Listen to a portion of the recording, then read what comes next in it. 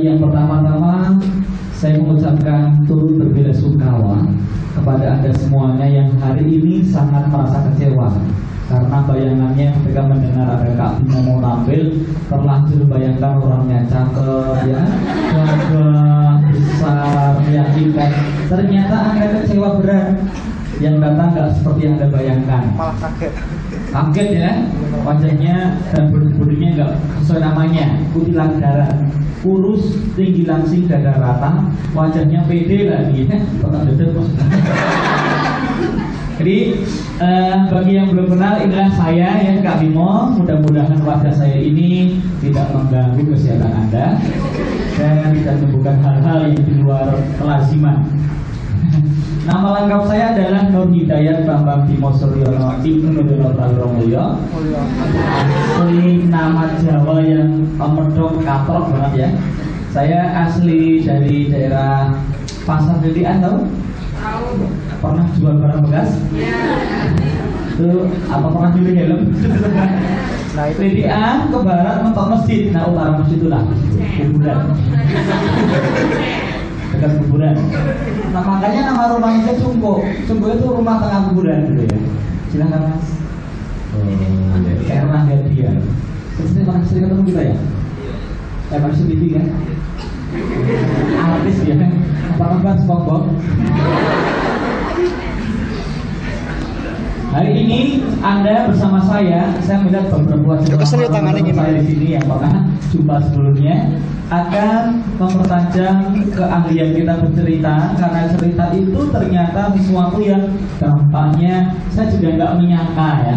Ternyata saya dan Anda kawan-kawan itu berada pada satu pangsel kebenaran, pada pangsel peran besar kita dalam mengembangkan umat, bangsa, dan negara yang kita cintai ini. Saya mendongeng kira-kira sudah 20 tahun ya.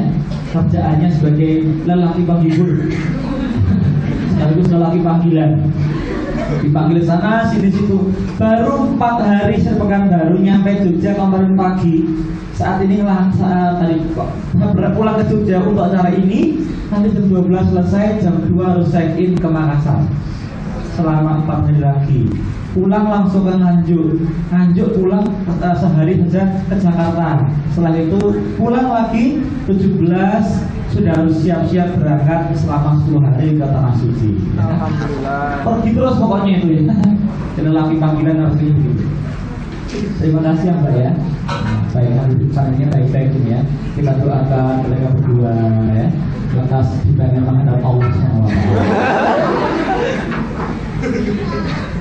Kemukaan mukarramah maksudnya. Ucap wajah.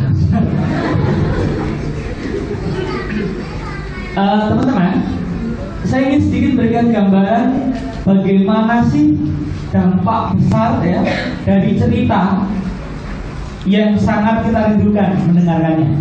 Betul nggak? Anda waktu kecil pernah dengar cerita dan Anda rindu mendengar kembali guru-guru Anda ya kan?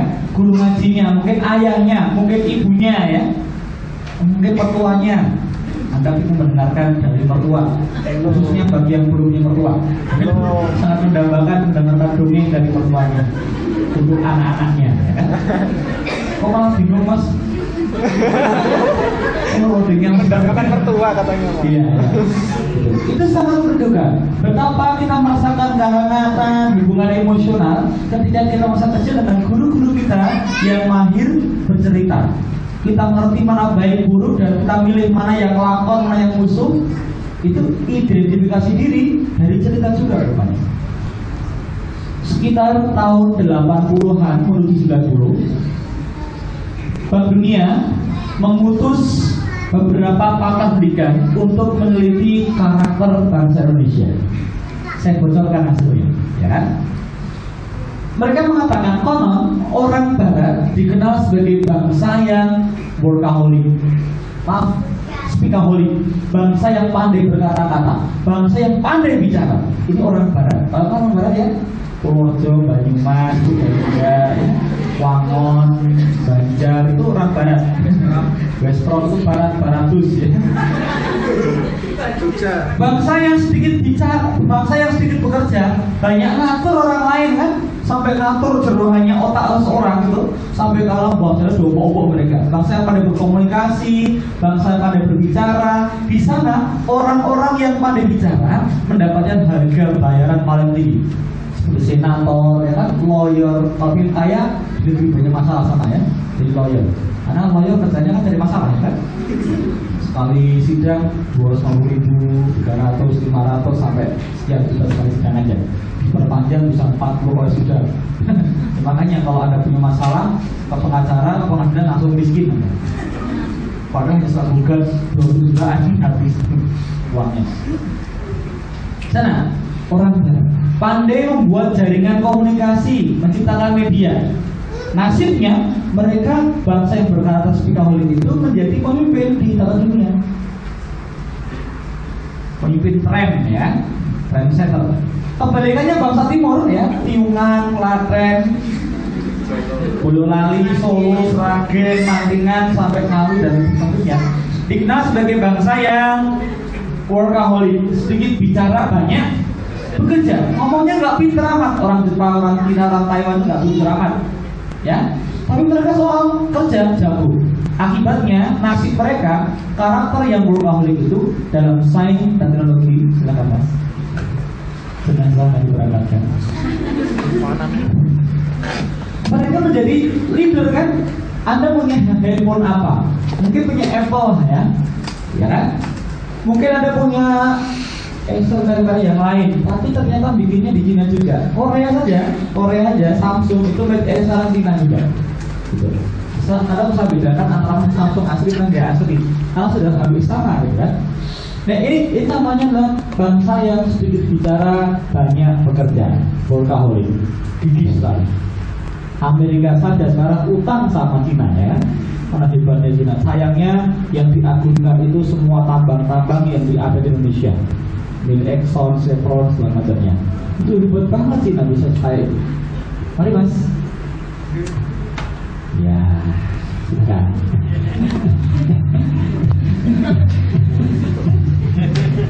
Pulang gitu. Nah, Wah. Baik. Ini yang kita sebut sebagai karakter ya. Para ahli mengatakan Indonesia kita ini, termasuk Jogja, Bantul, Sleman, Ponorogo dan Gunung Kidul ya, adalah bangsa yang sedikit bicara, banyak makan.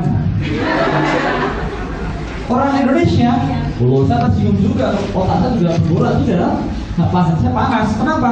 Jantung panas juga. Kenapa? Mereka bilang bangsa Indonesia kita ini ada di tengah-tengah antara barat dan timur, jadi nggak jelas karakternya. Wah, terlalu merendahkan. Enggak merendahkan, yakin, sumpah. SBY saja dengan Kepres nomor 1 itu 2 tahun yang lalu mencanangkan pentingnya pendidikan berkarakter untuk negeri ini, ya kan? Baru 2 tahun yang lalu. Jadi sebelum itu kemana dengan kita? Berarti nggak berkarakter ya? Dan itu jadi headline di Kompas, pendidikan Indonesia nir karakter tanpa karakter. Orientasinya pada pencapaian kognitif semuanya, afektifnya dilupakan, apalagi spiritual kan? Ini masalah. Jadi bangsa kita nggak berkarakter, rata-rata sedikit bicara, banyak makan. Kok bisa? Buktinya acara apa saja anggaran paling gede untuk konsumsi ya? Coba acara hari ini berapa yang untuk konsumsi dan apa bercerita dengan benar ya? Pertama, bagaimana bercerita dengan benar. Kedua, bagaimana bercerita dengan baik. Yang ketiga, bagaimana bercerita dengan indah. Kalau ada 3 alat ini pasti ilmiah ya kan? Nah, kita mulai. Bagaimana sih bercerita yang benar, baik, yang benar itu?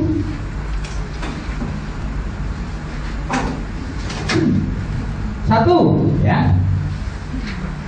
Satu pilarnya, satu adalah bukan pilar, elemennya satu, persepsi yang benar tentang cerita. Jadi kalau persepsinya salah, prakteknya akan salah. Persepsi itu pemahaman yang komplit ya, komprehensif ya. Benar komprehensif. Bukan resepsi. Kalau resepsi itu apa? Walimah impian Anda. Berarti yang jomblo. Kalau saya sih sudah lanjut usia, umurnya sudah 37 tahun ya. Istri saya sekarang umurnya 30 tahun. Anak pertama saya 9 tahun, kelas 3 SD, namanya Aulia Rahman. Anaknya senangnya bela diri, belajar jiu-jitsu sama kickboxing. Tendangannya, tendang nih, kelas juga, cocok dengan namanya. Aulia Rahman, jagalah para kekasih Tuhan. Saya nggak punya impian mulu-mulu selain anak saya besok jadi komandan Kokam. Ya, loh, karena harus ada pembelaan kepada para alim ulama kita ya kan? Oh bilang gitu mas, seragamnya PM. Dasnya. Lagi, yang kedua usianya 8 tahun, namanya Reza Ulinuman. Anaknya nggak banyak gerak, banyak makan ya.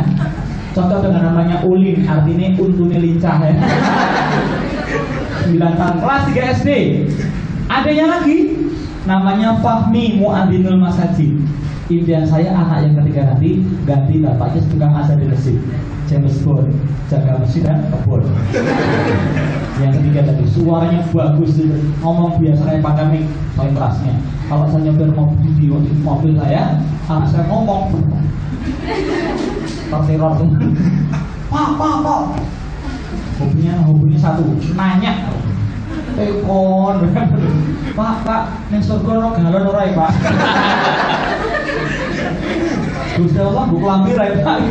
Pertanyaan yang abstrak ditanya secara konkret tuh.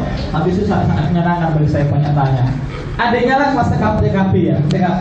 Adiknya lagi namanya Hanifah Uzlifatul Jannah ya. Usianya baru 5 tahun. Dongeng ternyata bukan dongeng, bukan cerita. Yang kedua, soal komunikasi, pola komunikasi, maaf, yang benar secara materialnya, kebenaran material dari cerita. Dua aja dulu. Apa sih yang dimaksud dengan cerita? Mari kita samakan persepsinya. Persepsi ya, bukan resepsi ya. Kalau resepsi itu kan ya Dito salajengipun izin puniko sumeni itu mapuskal. Itu persepsi. Wonten masalipun Prabu kakung semua putri. Kamu api dahar kanthi cerita. Saya sandal. Yang apa ya bedanya antara cerita dengan dongeng? Yang bisa saya kasih bonus hadiah, ya, seperangkat kain kafan. Second. Kapan toh? Iya. Kapan. Cerita itu biasanya lebih ke fakta, kalau dongeng itu belum fakta juga. Imajinasi Pak. Imajinasi. Jawabannya sudah 80%. Ya. Oke. Berikutnya kain kafan masih di lokasinya Mas. Dari kalangan akhwat, kumaha, bisa.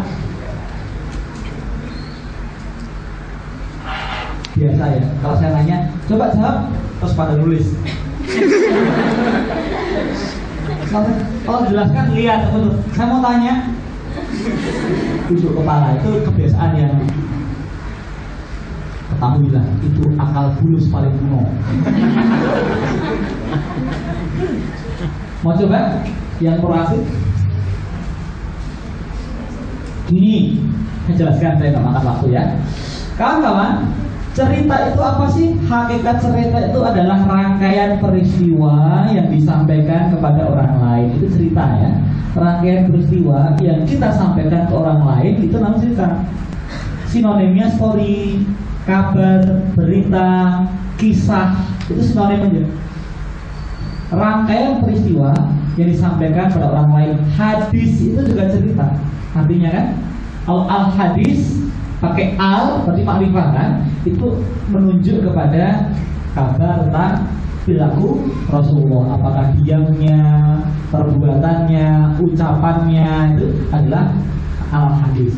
Kalau as-sunnah, kalau pakai sunnah berarti sudah ditradisikan, ditradisi Nabi. Mari Bu silakan masuk. Iya, itu usul di belakang. Nah, kabar. Kalau kejadiannya belum disampaikan pada orang lain, belum cerita Mas. Baru peristiwa aja, kejadian aja. Kalau sudah cerita itu disampaikan pada orang lain, sudah pola wakilan itu ngomong orang lain. Berdasarkan kejadiannya, kawan-kawan, cerita dibagi dua. Berdasar kejadiannya, cerita dibagi dua. Ada yang nyata dan ada yang tidak nyata. Ada yang nyata dan tidak nyata.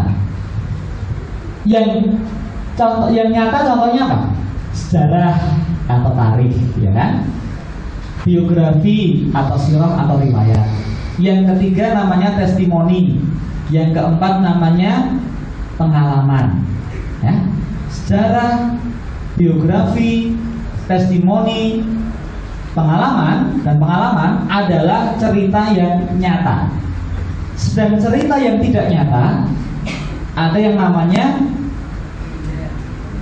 mitos, legenda, hikayat, epos, fabel, dan sage. Ada 6 bentuk.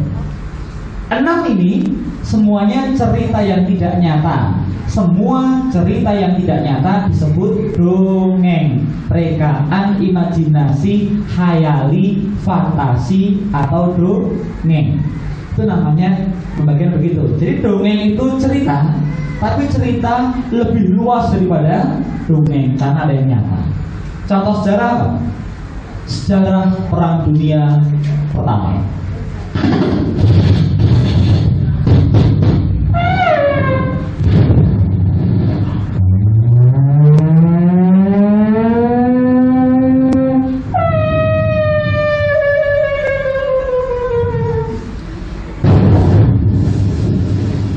Itu namanya sejarah perang, ya. Sejarah Islam, sejarah Indonesia, sejarah Ka'bah, sejarah Roma, sejarah Mangati, Brunei, sejarah. Penulisnya bukan pendongeng, melainkan sejarawan yang memang belajar khusus bagaimana menelisik, meneliti, atau menulis sejarah. Tidak. Kalau yang namanya biografi, cerita tentang perhidupan seseorang, lahir sampai dia punya peran besar, ya, punya karir atau sampai meninggalnya.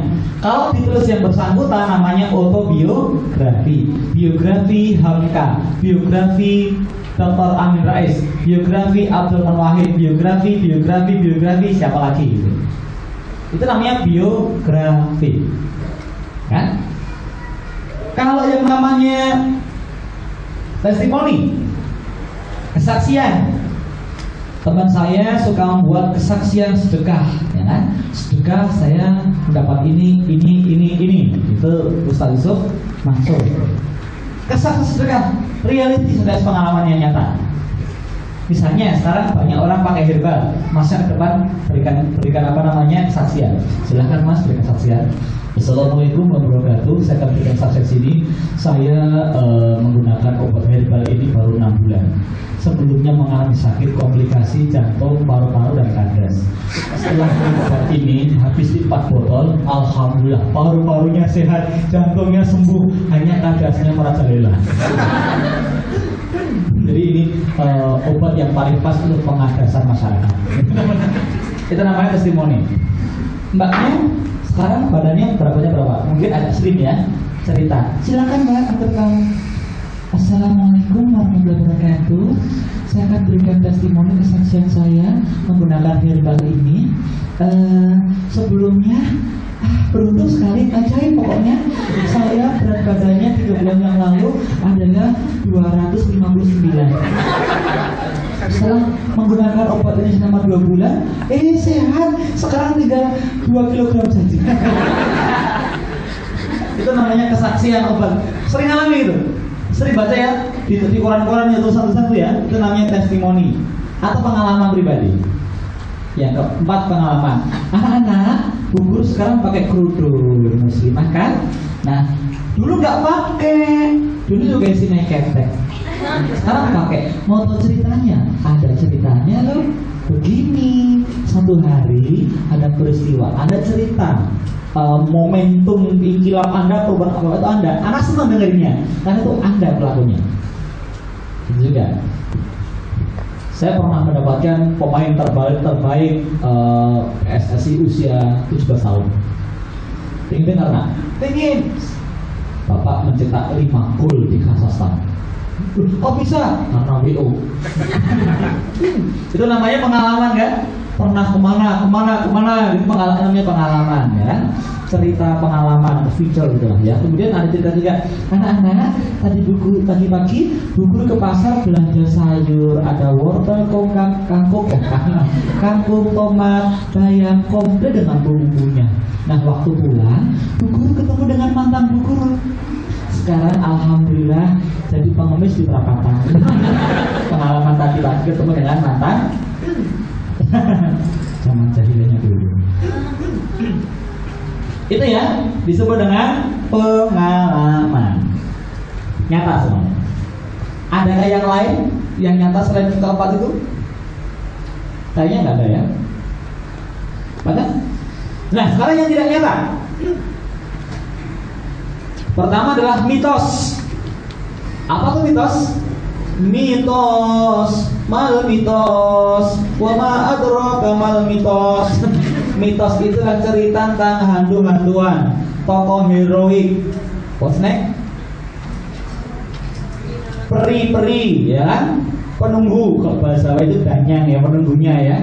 Itu namanya mitos. Ternyata cerita Nyi Roro Kidul itu tidak dikenal sebelum zaman Mataram ada. Legenda itu cerita tentang asal usul, persis tentang benda, kota, tempat tertentu, itu namanya legenda. Legenda. Contohnya, Malin Kundang tadi. Ada batu kayak orang sujud di pasir manis pantai sana. Sudah pernah di Padang. Ya, saya sering kesana. Bahkan tugas menghancurkan perampok itu, kupertaruhkan nyawa. Ternyata kau dengan bupati itu. Istrinya ditampar. Suamiku. Terjadilah kekejaman dalam rumah tangga. Kekejaman dalam rumah tangga. Mitos dan legenda adalah cerita yang menimbulkan dampak keyakinan. Diyakini adanya kebenarannya. Bahkan ada ritualnya, ada tempat-tempat petilasannya, ya kan? Kemudian apalagi? Ada tokoh adatnya.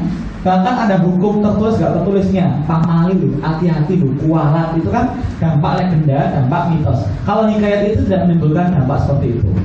Makanya kalau di kalangan guru-guru muslim, legenda dan mitos tidak dipergunakan karena dampaknya kepada sangat kotor, buruk, busuknya keyakinan, ibadah akidah, keimanan. Jangan sampai kita dongeng kok. Cerita hari ini berjudul Ustazah Ngesot. Ustazah Ngesot. Jangan sampai. Kisah kita berjudul Pocong Seri 59. Hikayat itu tidak menimbulkan dampak keyakinan. Contohnya bawang putih, bawang bombay, ya. Itu ada 21 versi, ya. 21 version, ya. Ada 2 versi. Ada di Indonesia ini ada namanya Ibu Dr. Murti Bunanta, pakar sastra anak Indonesia, bahkan berkali berdunia. Dapat gelar doktornya adalah meneliti versi cerita bawang putih, bawang merah. Jadi pakar doktor pada bidang bawang putih, bawang merah. Ternyata gampang ya jadi dokter. Fabel itu dunia binatang dan benda mati. Bukan hanya binatang saja, tumbuhan, benda-benda mati, sandal, sepatu, wortel, tomat juga merupakan cerita fabel.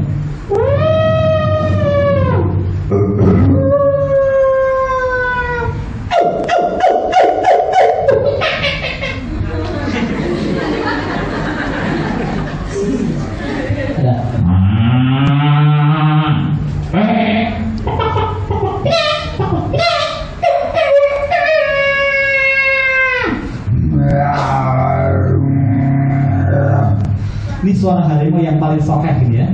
Ini sanarnya marfu bersambung sekun bin. Makhrajnya, sifatul hurufnya, ya, mura'atul hurufnya itu sampai matnya, mat lain kan au 5 harokat.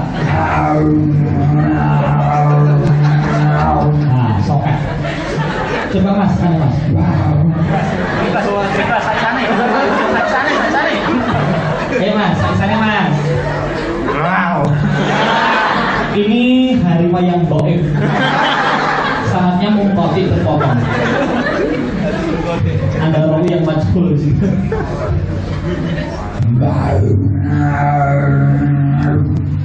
Saya kalau belajar mencoba untuk mirip-mirip ya, supaya saya sendiri puasa pribadi ya, suara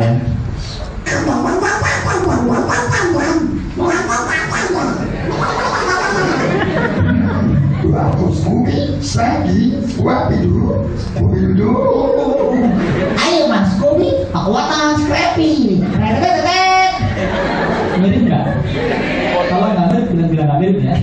Wah, jadi marah, baling bambu. Ayo Gary, kesini Gary. Ada buru-buru. Iya tuh mas Crab. Ya SpongeBob. Betul, sangat banyak seafood buat dan Krabby Patty. SpongeBob SquarePants. Mirip kan? Kita berat dan olive ada Brutus. Popeye si pelaut. Iya Popeye. Awas kau Popeye. Iya nak Unyil ya. Pak Raden berikan jambu pada kalian.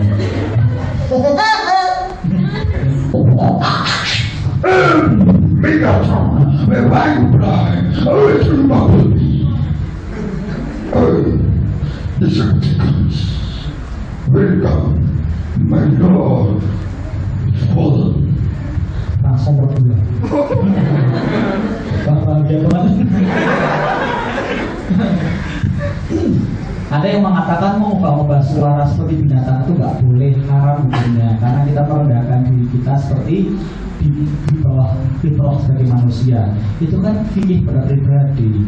Nabi Muhammad jadi kuda-kudaan ditunggangi Hasan Hussein. Lebih parah mana suara dengan kuda-kudaan. Para kuda-kudaan kan ya, orang pakai jurus silat, jurus apa haram juga. Permen, Batman ya.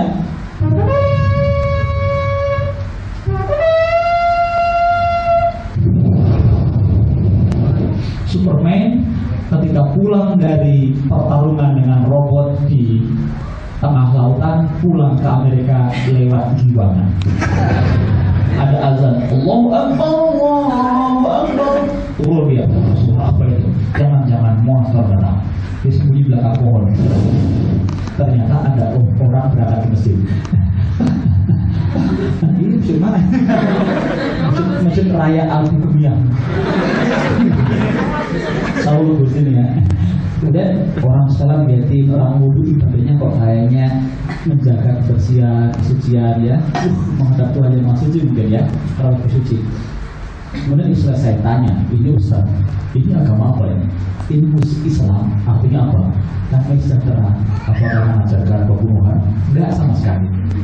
Kalau ada yang penjahat, itu sebagai hukuman, bukan kekejahatan yang menjaga kelestarian hidup manusia. Oh gitu. Lalu ngomong-ngomong soal agama itu akhirnya pernah katakan, aku bersyukur sepanjang ini aku bodoh menyembah Tuhan Dewa Kristen yang hancur bersama planetku sana. Sekarang aku menyatakan masuk Islam Tuhan. Dia syahadat. Setelah itu wudhu, jadi wudhu sholat. Dia mengatakan, aku malu Ustaz. Kenapa?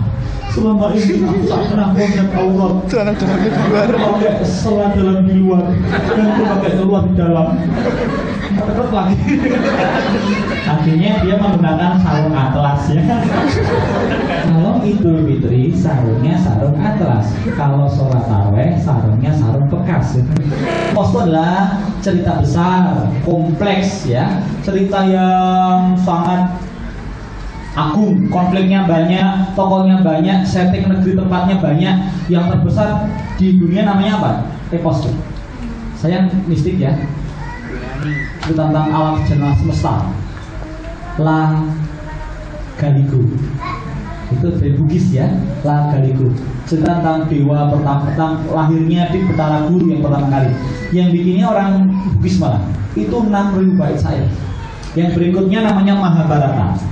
Baru kemudian Ramayana.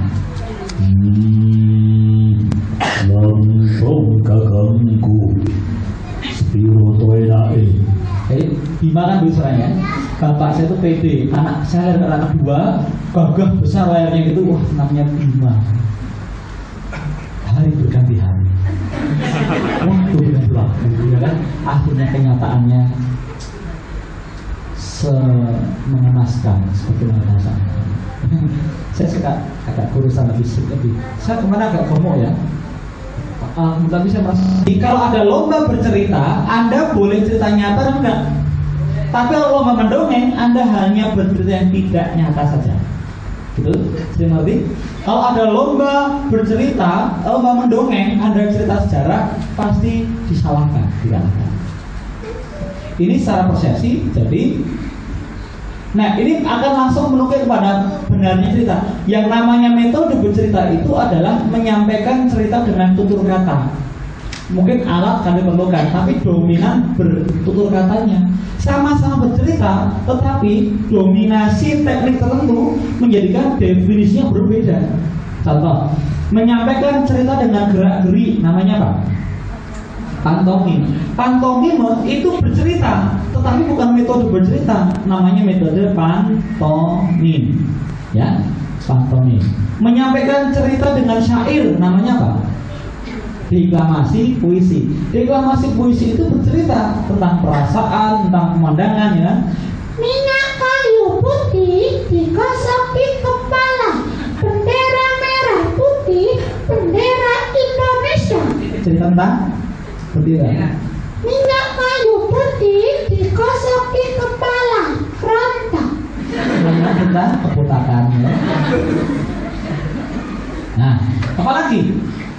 Ustadku, oh Ustadku, mengapa belum menikah?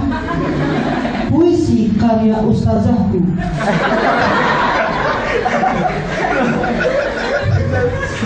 Sebenarnya malu sama ustazahku naksir. Ustaz. Ini namanya deklamasi puisi. Ada ceritanya kan? Menyampaikan cerita dengan menyanyi, namanya opera, ya kan? Di sebuah negeri angkara murka dimulai cerita.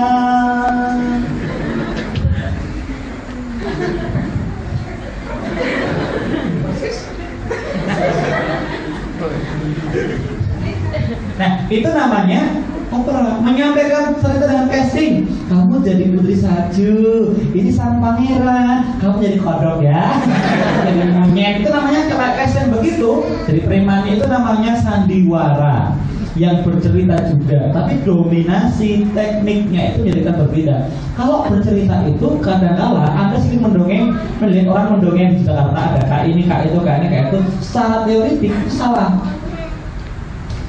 Konsep dasarnya itu menyampaikan cerita dengan tutur kata, menuntun imajinasi. Itu konsep dasar metode bercerita yang benar, ya. Sesuai dengan rancangan desain komprehensif dari para ahlinya. Sastra ini. Contoh, kawan-kawan ya, sang pangeran yang gagah itu naik kuda.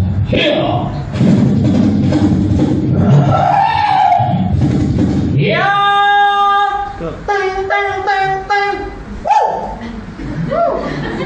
Semangat ya, antusias. Kira-kira anaknya gimana? Tertarik ya? Senang ya? Kalau Anda lomba mendongeng begitu, dijamin kalah. Karena Anda bukan mendongeng, Anda sedang bermonolog teater tunggal. Yang namanya mendongeng bercerita itu bukan rumpun ilmu teater, bukan. Meskipun ada kesamaannya, mendongeng itu masuknya ada di sastra, bahasa sastra, dan di ilmu kependidikan. Meskipun ada kesamaannya, meskipun ada camping, ada tali temali, ada survival, tetap pramuka. Pramuka itu bukan ketentaraan. Ada kesamaannya. Nah, kita lihat kalau mendongeng bagaimana? Tadi namanya teater tunggal. Untuk menarik perhatian, acting sangat mungkin ya. Kalau mendongeng nggak begitu. Kalau misalnya bedanya. Kalau banyak actingnya namanya monolog ya kan? Kalau dia mendongeng seperti ini mendongeng. Ini aslinya, pakemnya begini. Sang pangeran yang gagah tampan berhidung mancung itu naik kuda berwarna coklat tua. Jubahnya kuning berkibar-kibar di tiup angin. Puluhan pasang mata menatap dengan penuh haru ketika pedang diangkat berkilau diterpa sinar matahari. Debu bunga putih di kaki kuda tadi. Ya, teng teng teng teng. Pertarungan sangat sengit dan dimenangkan sang pangeran. Ratusan perokok lari tunggangan. Itu namanya mendongeng. Dominan berkata-katanya dan kata-katanya mas itu menuntut imajinasi. Saya mau tanya, pangeran gagah tampan berhidung mancung itu naik kuda berwarna coklat tua. Apakah anda dengar saya, nonton saya, anda berimajinasi? Imajinasi.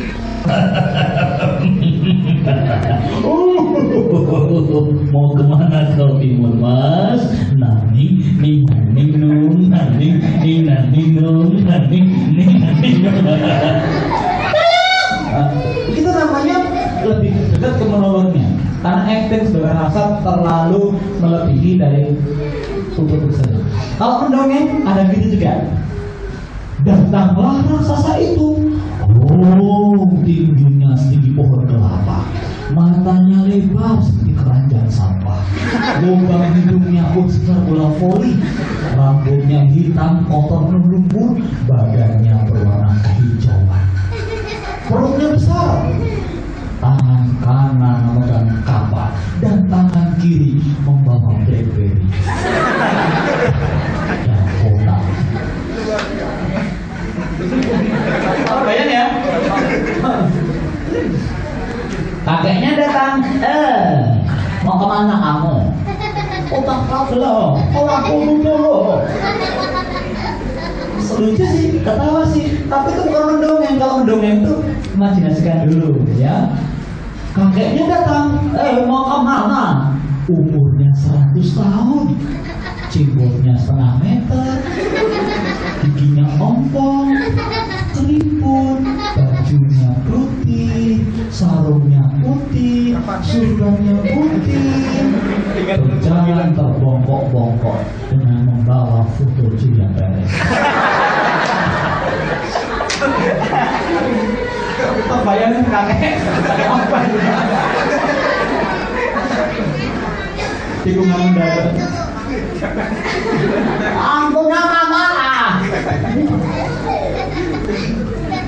PDPD anaknya ya. Ini anak tukang sangga. Kalau PDPD. Aku visual. Oh gitu toh. Jelek kacau. Kan? Karena dia nggak bisa membuat anak menikmatnya imajinasi. Sibuk berimajinasi, anak nggak ngobrol sama kawan-kawannya kan? Suka ganggu. Lalu ada seorang anak yang terkekeh-kekeh. Kenapa? Di perutnya ada kalajengking. Kita tawa-tawa. Ini Umi yang mana? Kalau berlanjut bukan tanggung jawab saya lagi ya. Karena mereka nggak bayar tiket. Di luar puasa udah. Nah ini cerita. Kalau kelebihan cerita itu kelemahan cerita karena nggak visual ya menjadi kelebihan cerita. Karena anak menikmati sesuatu yang indah dan anak sekarang haus yang begitu, betul nggak? TV mulu, PS-an terus, game terus, visual banget nikmat, tapi dia nggak merasakan itu. Kalau kita bisa terlatih imajinasinya, anak akan lincah berpikir, punya ide, gagasan ya, bukan gagasan. Nanti punya karya. Proses kreativitas itu dimulai dari menstimuli daya cipta, kreativitas, fantasi, pendekatannya fantastik. Kalau kita fantastik, maka akan berimajinasi. Tapi yang terbaik loh ya, tertuntut loh ya, jangan sampai imajinasi jelek banget. Lalu dia jongkok, dia mengejar anak. Itu namanya kan jorok bola bang ya. Cacingnya 16, terlalu detil, nggak boleh digunakan yang jelek-jelek. Ih, sang pangeran menusuk pedang, nggak perampok. Iya, pedangnya tembus tubuh, diputar-putar.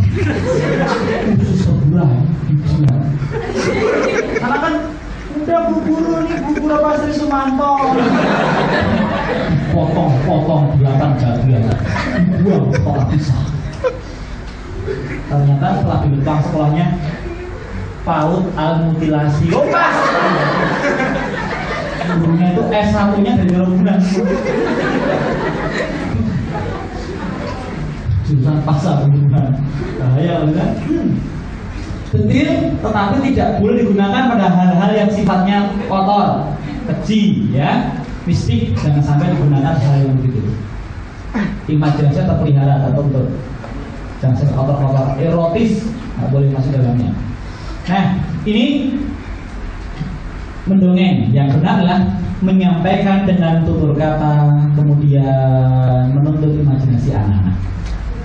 Saya mungkin hari ini agak lebih panjang menjelaskan tentang konsep dan cerita karena sebagian besar pesertanya kan mahasiswa ya, sehingga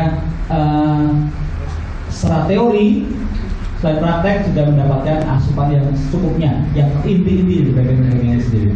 Lalu kelantasan berdasarkan konsep dasarnya sudah kita ketahui benar secara konsep dasarnya. Jadi kalau nanti ada pendongeng yang nanti pencilaan ya, bahasa kromonya PCCL ya, itu malah praktek bercerita meskipun bagus, terkenal, kemudian bonusnya tinggi, diundang kemana-mana gitu ya. Waduh, itu namanya malah bahaya. Pendongeng termahal di Indonesia itu namanya Kak Agus Ja'far Shodiq, bayarnya 15 juta, dongeng 1 jam. Kak Seto yang kemampuannya biasa karena dia ketokohan itu 27 juta karena tim ya. Kak Kusuma itu raja dongeng 10 juta rupiah. Kak Bimo berapa? 100 seket berapa? Enggak, kalau saya diundang di TK di Jakarta ini di SD gratis karena saya tidak punya usaha lain. Transportnya juga enggak. Aku datang malah bawa mobil sendiri, bawa dompet sendiri. Tetapi kalau yang undang saya Pertamina, Geopipa, Metro, saya bilang sekian dan sekian. Ada. Kalau saya di TPA kok, kalau di narik itu bahasa Arabnya imanhu bi Allahihim. Karena TPA itu nggak boleh nyumbang, nggak boleh nyumbang ngasih saya, malah saya harus ngasih TPA, betul nggak? Karena yang namanya ngajar yang benar sama materi. Untuk PAUD tentu saja dipertimbangkan dengan daya pikir, tumbuh kembang anak-anak kan ya, perkembangan kognitif, spiritual maupun emosional anak-anak. Untuk anak-anak usia sampai dengan 8 tahun, para ahli sering mengatakan bahwa yang paling mereka sukai adalah cerita tentang fabel, cerita tentang yang bersifat humor ya, bahkan horor. Itu kata mereka ya. Tentu kita punya pandangan yang agak sedikit berbeda dengan mereka. Fabel boleh juga asal dicelup di luar dengan kesesuaian keyakinan kita juga. Kemudian horor tentu kita tinggalkan karena nggak ada gunanya gitu. Apalagi secara materi di PAUD kalau pada sudut pandang pendekatan pendidikan nasional, maka yang benar hakikat mendongeng atau di TK, SD dan di PAUD itu untuk menyampaikan materi pelajaran, artinya dongeng yang kurikuler, pendekatan sesuai dengan kurikulum yang didekati secara tematik itu ya kan. Cerita di PAUD itu, di TKIT, di SD itu semuanya tematik. Hanya celupannya karena terpadu itu kan mencelup dibuat dengan warna-warna yang islami. Caranya adalah berikutnya. Jadi aku, diri sendiri, transportasi, gejala alam, contoh dongengnya ada di blog saya, ada 10 dongeng gitu. Yang tematik bagaimana, yang lepas bagaimana, itu ada contoh-contohnya. Panjang-panjang dongengnya. Nah ada sesuai di sana, ya, sesuaikan. Jadi boleh nggak di taman kanak-kanak dongengnya cerita Banyuwangi? Boleh nggak? Apa manfaatnya? Nggak ada gunanya cerita legenda Danau Toba, pas nggak? Nggak ada manfaatnya. Bukan materi dongeng yang benar di taman kanak-kanak sih, ya kan? Cerita sejarah sih oke saja, karena itu bagian dari pelajaran juga. Jadi sesuaikan sama materinya. Waktunya di PAUD, di TK, di Pulau Bermain dan TK. Kalau bermain mempertimbangkan retensi dana kapotak dan daya konsentrasi anak-anak kira-kira sampai dengan 7 menit ya kan? Kalau di SD sampai 20 menit. Sebaiknya kalau ada kepala sekolah nanti upacara itu bukan amanat inspektur upacara tapi dongeng. pasti hari Senin itu hari yang ditunggu anak-anak ya. Kepala sekolah bisa amanat pembina upacara, pasukan diserahkan. Ilmat gerak. Assalamualaikum warahmatullahi wabarakatuh. Pada suatu hari, anak-anak istirahat betul ya. Lama-lama mendengarkan amanat memberikan banyak pengetahuan dan nilai tanpa anak-anak merasa dikhotbah.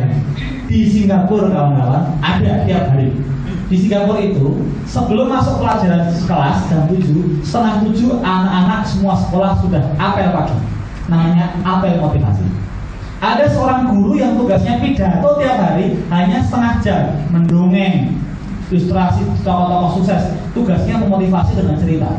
Tapi guru yang tiap hari ngajarnya setengah jam itu gajinya 4 kali lipat dibanding guru biasa. Namanya guru motivator. Semua sekolah di Singapura. Kalau ada anak bodoh, kalau ada anak nggak pinter, nggak malas, ini masalahnya masalah motivasi. Yang disalahkan guru tadi. Jadi sebelum masuk kelas, anak-anak udah pada menyala, ngurup semangatnya itu ya, jiwanya bangkit karena disentuh oleh guru tadi. Dengan nyanyi, tukar yel, film, puisi, deklamasi yang bikin anak jadi menyala hidupnya, terutama dengan cerita. Baru mereka belajar dengan kondisi sudah menyala-nyala semangatnya, pasti bisa ya. Yang menyangkut tadi ya, mendongeng dengan benar ya, secara materinya, konsep dasarnya, kemudian juga waktu-waktu materi waktu yang digunakan ya. Kalau anak sampai 8 tahun suka humor, fabel, dan cerita lucu. Kemudian kalau 9 tahun sampai 13 tahun suka cerita tentang persahabatan dan petualangan-petualangan ya kan. Gitu. Kalau sport itu kan petualangan lucu-lucuan ya, itu anak kecil-kecil ya. Tapi kalau Batman Superman kan bukan usia anak PAUD, tapi usia anak kelas 4 SD juga atas. Lalu kalau anak sudah usianya 15 tahun sampai dengan 11 tahun, 20 tahun, mereka suka dengan cerita-cerita kepahlawanan tentang persahabatan dan romantisme. Romantis tuh. 20 tahun 30 suka cerita orang sukses karena berusaha pengen sukses. Ya kan? Terus graduate gitu, berhasil. Bagaimana mengejar kisah orang sukses ini, sebenarnya itu. 30 tahun ke atas sudah suka dengan kisah-kisah tentang kebijaksanaan hidup, falsafah atau hikmah. 60 tahun ke atas, ya banyak yang kembali suka kepada fabel.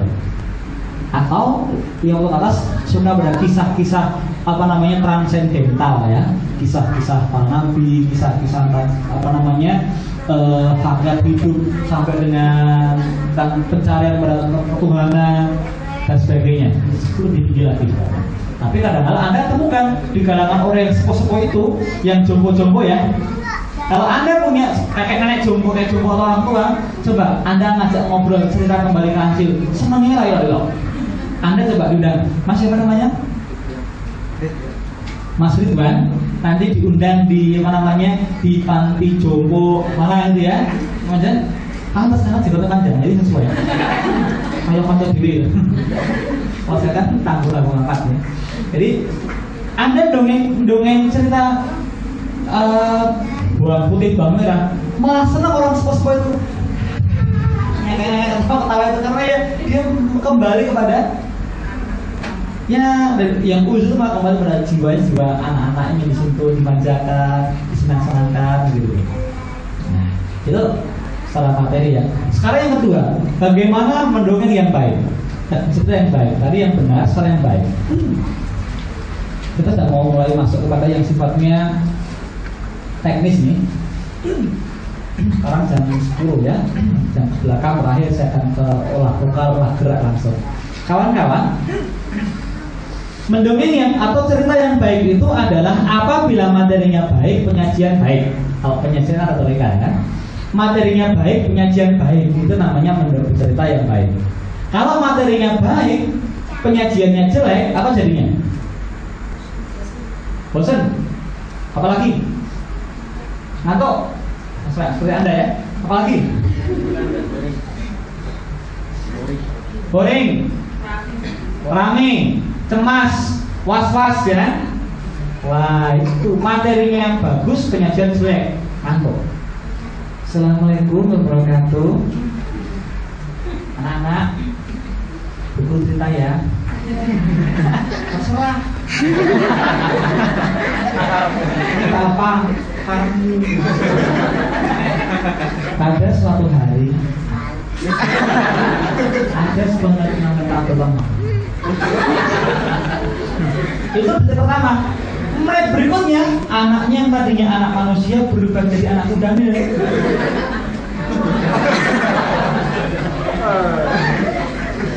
Lalu mengambillah sungai-sungai di bawahnya. Setelah itu terjadilah illegal logging, pembalangan liar. Kok bisa geraji semuanya? Ceritanya masuk telinga kanan, keluar hidung. Bukan sini kan? Sini kan? Lamanya yang ditunggu-tunggu bukan dongengnya, yang ditunggu-tunggu hanyalah kalimat billahi taufiq wal hidayah. Tambah anak-anak. Jadinya bagus, materinya jelek, apa jadinya? Nggak ngantuk, malah menyenangkan toh. Tapi bahaya. Ceritanya porno, horor, fatalistik, sadis, bahaya. Wah, Yusuf mendekatlah pada benda. Hati-hati loh ya. Ayo masuk, jangan ragu. Di mana Yusuf? Ayo masuk saja. Pintu pun ditutup. Kenapa tutup? Yusuf menghadap raja. Hanya kita berdua saja. Dengan tatapan berperasaan, dia kabur melakukan tubuhnya. Rambut panjang wangi melati. Yusuf,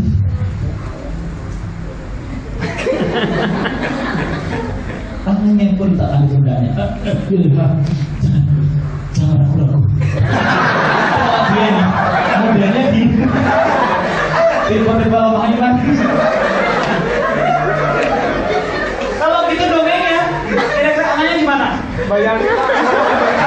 Imajinasi tinggi. Waduh, pulang-pulang anaknya rambutnya keriting semua.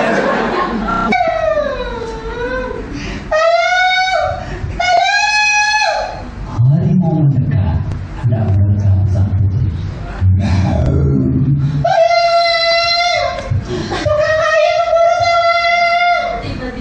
Melompatlah harimau. Tinggal sengkala wajah mereka.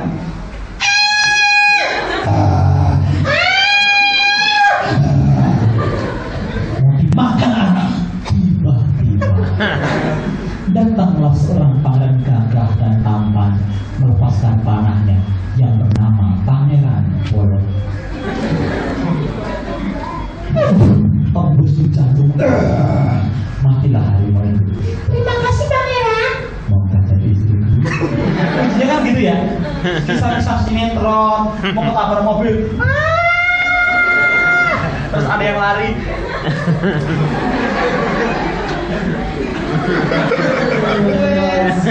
Itu tuh berguling-guling, terus saling mandang wajah.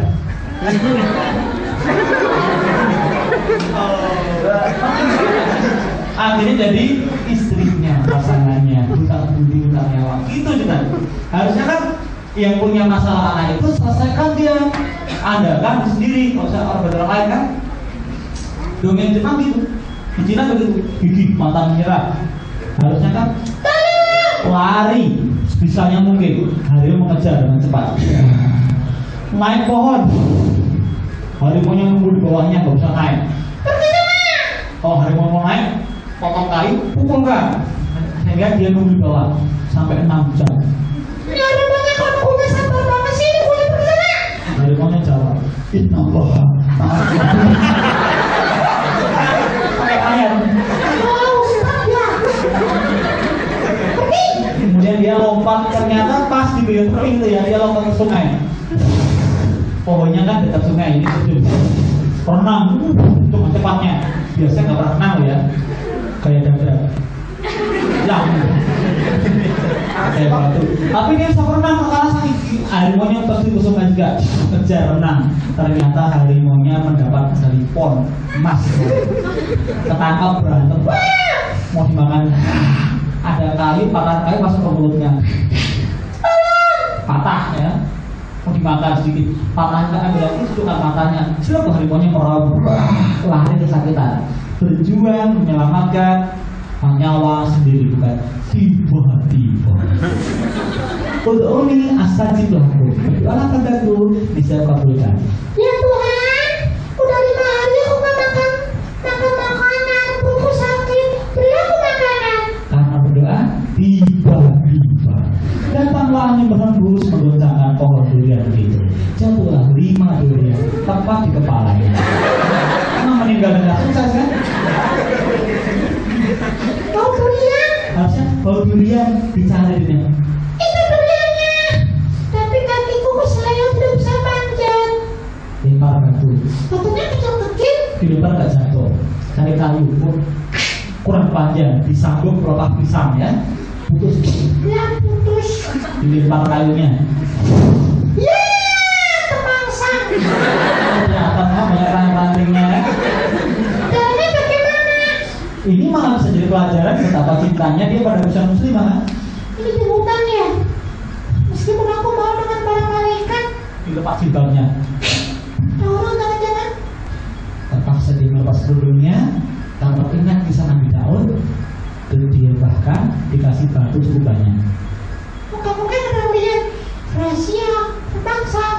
Ini kelihatannya buka jilbab, pada dasar justru maksudnya agar menjaga jilbabnya itu kan. Ya enggak, di hutan dalam terpaksa nggak ada yang lihat. Ada sih kepinding lihat, oke lihat, bukan mungkin. Lepas juga, tidak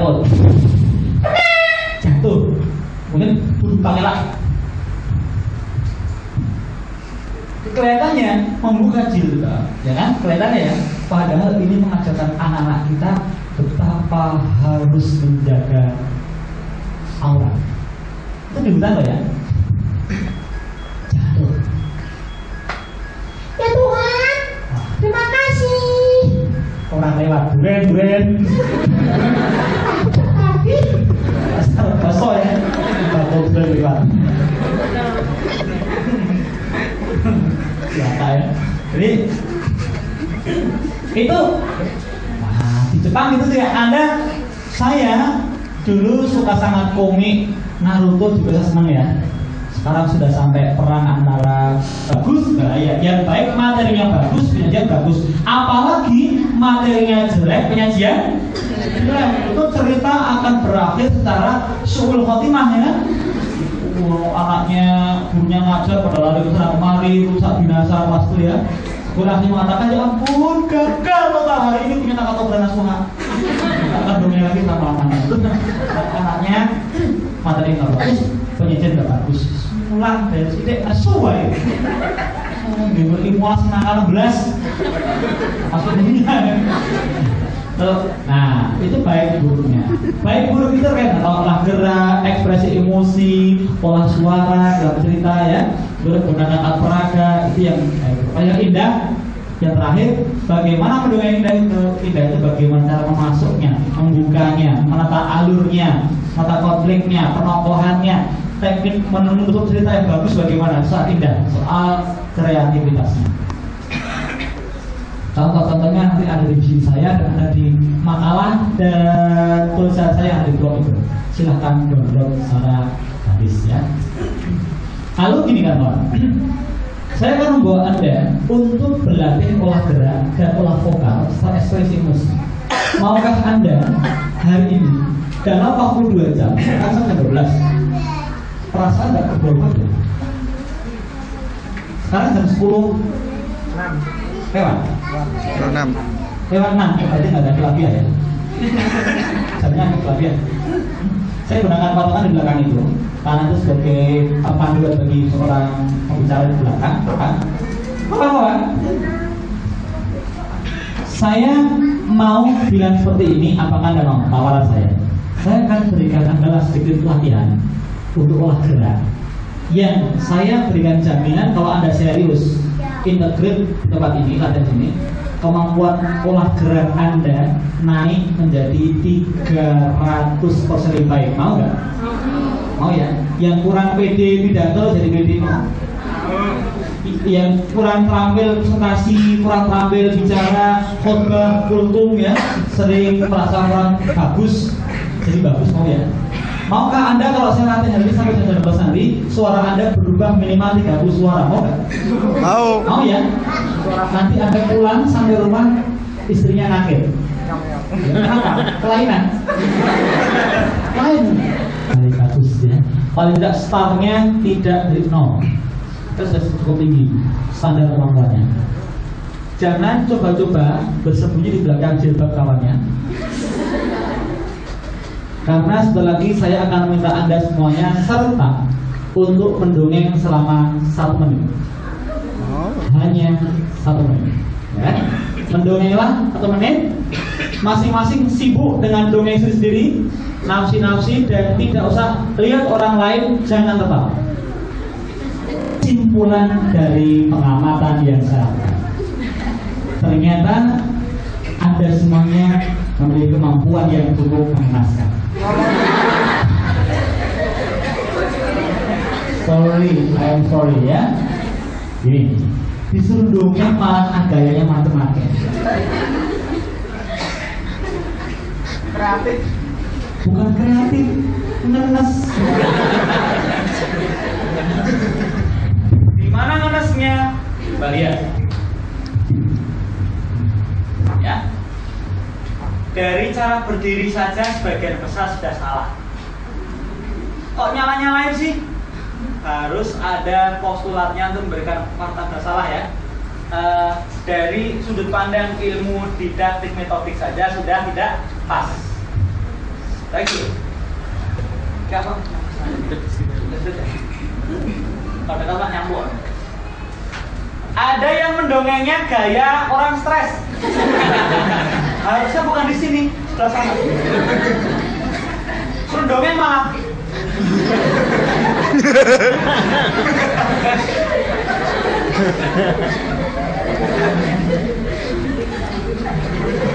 Gak ngucap tapi lompang. Ada yang gayanya mendongeng seperti tukang pijet. Cirinya memegang kursi depannya. Anak-anak, saya pada tadi kursi dipijetin. Apa? Ada yang gayanya seperti unyil, tangannya begini. Assalamualaikum. Gil. Ini jelas gak nyaman di pandang mata ya. Ada yang begini, anak-anak, pada suatu hari tangannya ngacok-ngacok. Padahal ini bukan buat mendongeng, gerakan ini melainkan untuk menggali harta karunnya.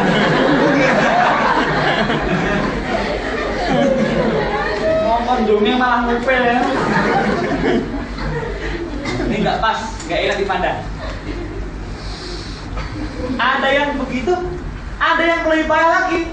Namanya berdiri menutup aurat. Pada suatu hari ada seorang anak dengan kawan-kawannya bermain di hutan. Lalu ini namanya menutup aurat yang sudah tertutup. Ayo ngaku angkat tangan. Daripada saya tunjuk. Ada suruh menjadi pendongeng malah jadi imam masjid.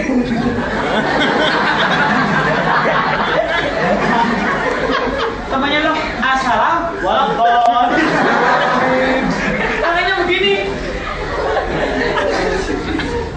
Kalau yang namanya Mas Imam malah marah-marah. Itu najatin Pak Kiai itu. Yang paling buruk ada nanti belakang ya. Ada yang gayanya aku yang parkir. Cirinya Pak, kakinya satu.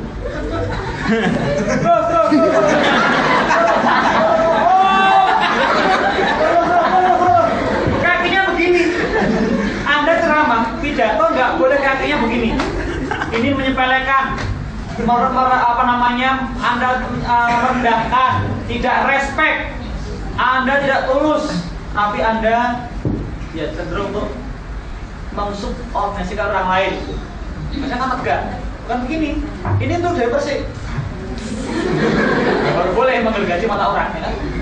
Atau N1. Apalagi setelah jalan lenggak-lenggok depan. Pak Ustadz itu bahaya juga tuh.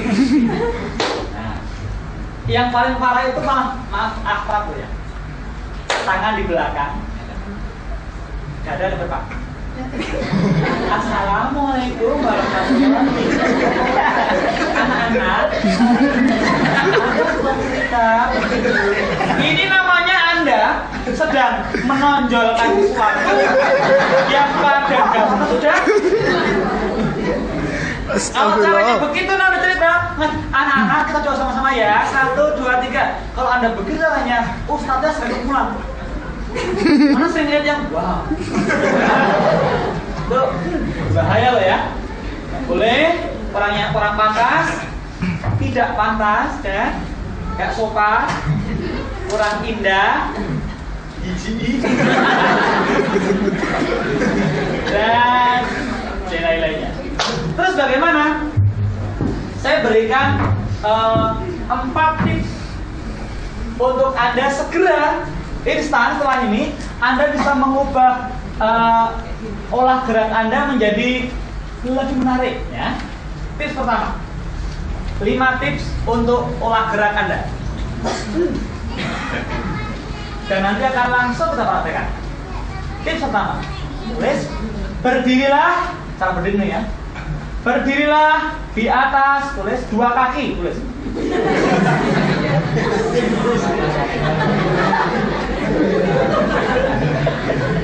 Udah tulis aja.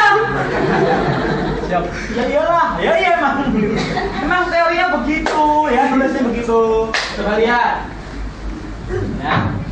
Tegak kan kakinya? Ini gesak, dibawa sungguh-sungguh. Apalagi Anda tulus, Anda serius, Anda respect, tegak kakinya, bukan begini. Tegak. Tegak kaki kok. Kalaupun misalnya kaki satu ke depan, bukan berarti satu kaki. Bukan begini. Kongkong tengah-tengah badanmu sebenarnya. Enggak, masih masa lepaskan, Mas. Terus naik. Lemper gitu. Atau semacam kuda-kuda ya, tapi setengah kuda-kuda aja.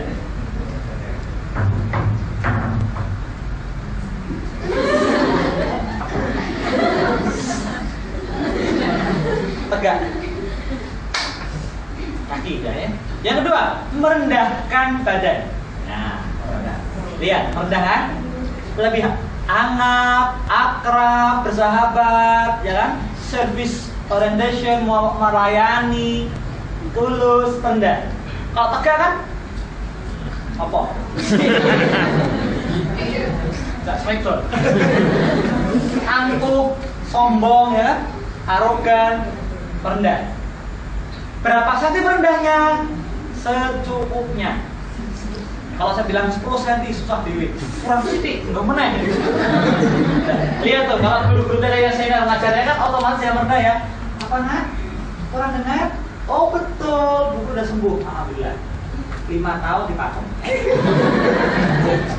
Tegak rendah. Rendah kan?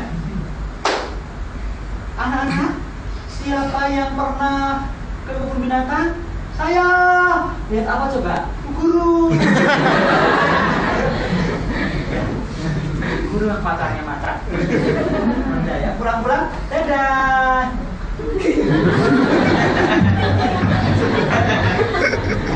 Proses ya. Tegak rendah. Kalau guru saya itu ya, guru senior kan rendah ya. Nah, tegak rendah. Nanti kan kita berarti luasnya, berlatih keluasannya, tidak kaku kan? Rendahnya. Karena kita lebih tinggi, anak lebih pendek. Kalau rendah, mereka tak terlampau mendongak. Siap, kita rendah aja. Yang ketiga, sederhana banget sebenarnya. Tapi kalau Anda praktekkan, saya yakin akan langsung terasa perubahannya. Yang ketiga adalah tangan diangkat di atas pinggang, atau tangan selalu diangkat di atas pinggang, melebar, lalu melebar. Tangan selalu diangkat di atas pinggang, lalu melebar. Lihat saya, prakteknya mungkin lebih konkret. Tegak merendah. Ya. Assalamualaikum warahmatullahi wabarakatuh. Sebuah cerita ibu sampai kepada kalian berjudul Misteri Gordon Robek. Tangannya lebar terus, bukan begini. Unyil, bukan begini. Bukan begini. Ya. Tapi lebar, bukan begini bawah ya. Angkat lebar, enggak lebar. Enak nggak coba? Motion gerak itu 56% menjadi unsur enter yang paling penting dalam pidato. Menarik perhatian ya. Kalau Anda lihat, anak kan mereka cenderung suka ya karena mereka tuh banyak gerak. Suka pada yang banyak gerak ya. Banyak gerak itu bahasa Arabnya adalah ausil. Pakai soft ausil.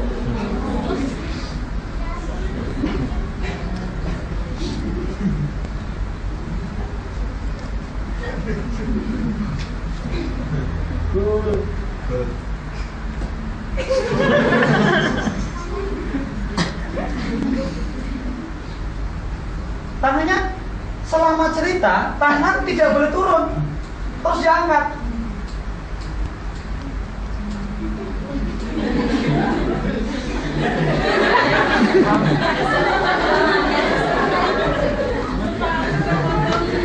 Saya pernah ketemu di mana ya? Di Menteri Kehutanan. Atasan. Ya. Bawah, coba bawah.